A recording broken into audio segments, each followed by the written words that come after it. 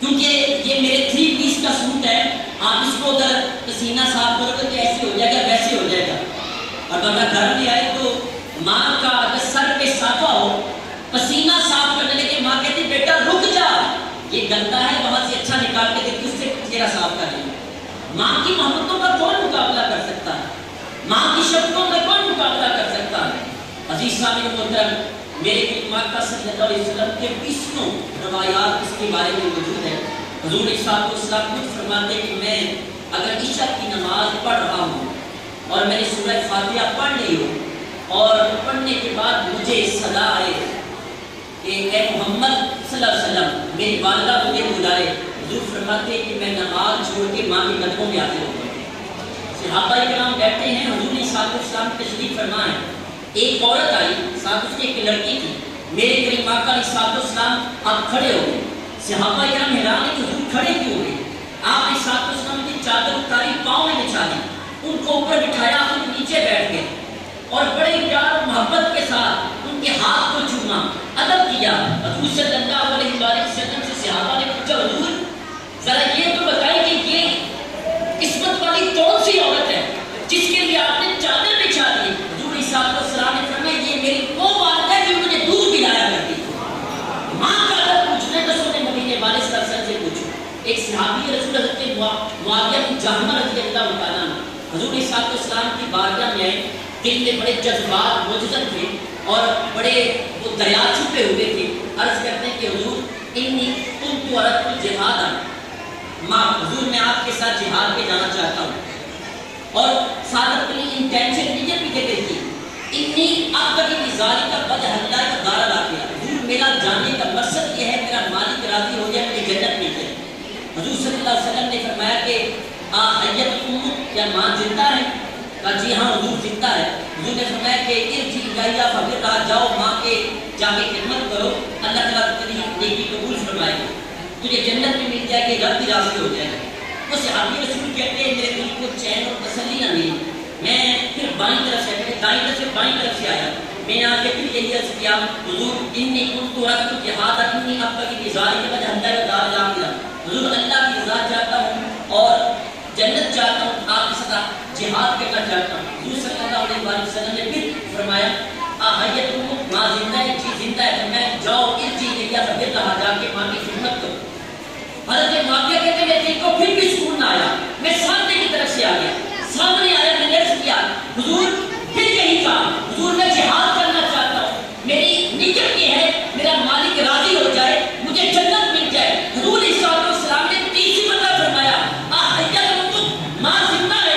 جی ہاں حضور زندہ ہے۔ فرمایا ارجع الیہا فسبح الجنہ، جاؤ جا کے ماں کے قدم پکڑ لو، اللہ نے وہی جنت رکھی ہوئی ہے۔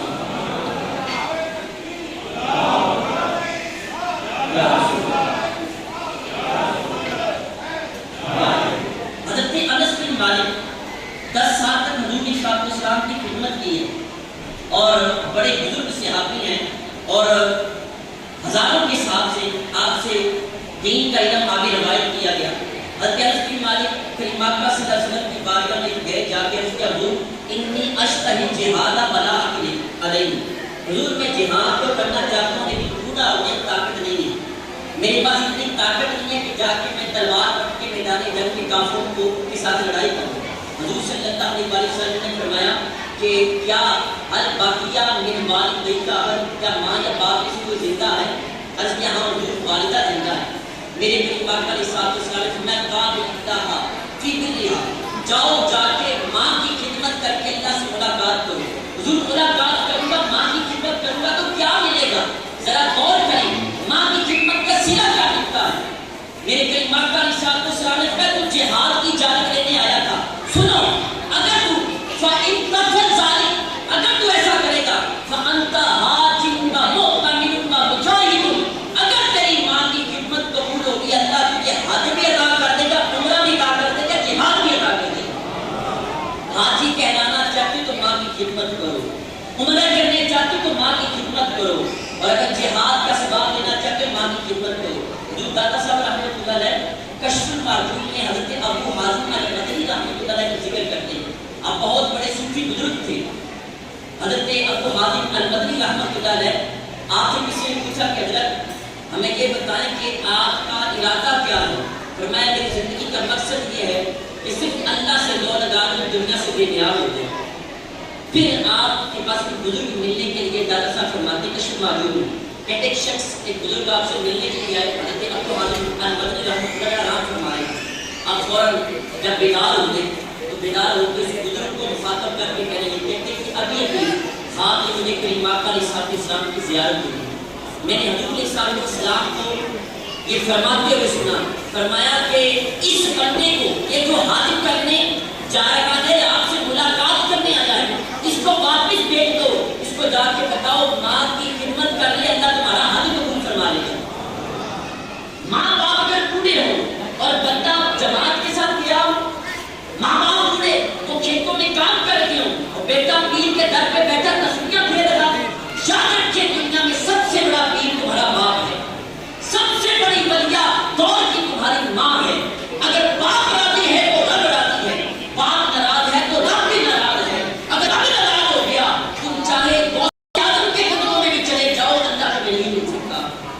ہم نے عجیب تماشا بنا دیا ہے، ماں باپ کو چھوڑ کے پیر کے گھر پہ چلے گئے، پیر بعد میں، استاد بعد میں، سب سے پہلے ہے تو آپ کے باپ ہے، آپ کی ماں ہے۔ عزیز سامنے محترم، میں مختصر وقت میں ایک سوچ آپ کے سامنے کرنا چاہتا ہوں۔ میں یہ چاہتا ہوں، آپ کو کہتا ہوں، آپ زندگی میں یہ کوشش کریں کہ آپ کے ماں باپ آپ سے چاہتے کیا ہیں، ماں باپ کی چاہت تم پا نہیں لگے۔ Try to understand what is required for you۔ آپ سے کیا طلب کرنا چاہتے ہیں، ماں باپ کی چاہت کیا ہے۔ 70 سال کا بزرگ اپنے جوان سالہ بیٹے سے کیا چاہتا ہے؟ دولت چاہتا ہے؟ نہیں۔ شہرت چاہتا ہے؟ نہیں۔ گاڑی چاہتا ہے؟ نہیں۔ کیا چاہتا ہے؟ آؤ میں آپ کے سامنے عرض کرتا ہوں۔ عزیز شامل محترم، یاد رکھیں دنیا میں جتنے بھی اداکار ہیں، فنکار ہیں، سب سے بڑی اداکارہ ماں ہے، سب سے بڑی فنکارہ ماں ہے۔ جہاں سارے اداکاروں کی ادائیں ختم ہوتی ہیں وہاں ماں کی ادائیں شروع ہوتی ہیں۔ ماں ایسی فنکارہ اداکارہ ہے، بچہ دودھ نہ پیے تو دیکھنا پھر اداکاریاں کیسے کرتی ہیں۔ ماں کو پوچھو کیسے بچے کو راضی کرنا، کبھی اس کے سامنے ناچتی ہے، کبھی گاتی ہے، کبھی لوریاں دیتی ہے، کبھی پاؤں پکڑتی ہے، کبھی اسٹوریاں سناتی ہے۔ ماں چاہتی ہے، ماں تو ایسی کمال کی چیز ہے، بڑی گاڑی سفر میں جا رہی ہو اور وہاں اگر بچہ رونا شروع کر دے، قسم خدا ایسی کمال کی سائیکولوجسٹ ہے، ماہر نفسیات ہے، ماں کو پتہ چل جاتا ہے کہ بیٹا میرا پانی کی وجہ سے رو رہا ہے یا گرمی کی وجہ سے رو رہا ہے، اس کے بٹن کھولو، میرا بیٹے کو گرمی لگ رہی ہے، جی اس میں دودھ نہیں پینا، اس کو گرمی لگ رہی ہے، اچھا یہ رو رہا ہے، ڈاکٹر کو پتا نہیں ہے، مشینیں فیل ہو گئی ہیں، ماں کہتی اس کی یہاں پیٹ میں درد ہو رہی، گیس ہوگی، کس نے بتایا؟ ماں کا کارا فنکارا ہے۔ بچہ چھوٹا ہو تو ماں ساری چیزیں سمجھ جاتی ہے، لیکن جب ماں باپ بوڑھے ہو جائے تو بچے نہیں سمجھتے، بچوں کو سمجھ نہیں آتی۔ وہ کوئی امیر زادہ کا سیف تھا، جب وہ بڑا آدمی بن گیا، ماں کا اکلوتا بیٹا تھا، تو اس نے ماں بوڑھی ہو گئی تو وہ بیرون ملک چلا کے دورے کے اوپر، ماں بیمار تھی، اس نے علاقے کے بڑے بڑے ڈاکٹر ہائر کر کے وہاں پہ ماں کی خدمت کے لیے معمول کر دی، وہ ڈاکٹر اس کا علاج کر کے سارے گھر میں ہاسپٹل بنا دیا ایک صاحب کا۔ جب بیٹا چند دنوں کے بعد واپس آئے، ڈاکٹروں سے پوچھنے لگا بتاؤ کہ ماں کی حالت کیسی ہے؟ انہوں نے کہا کہ جناب شیخ صاحب، ماں ٹھیک تو تب ہوگی نا اگر کچھ کھائے گی اور پیے گی، ٹھیک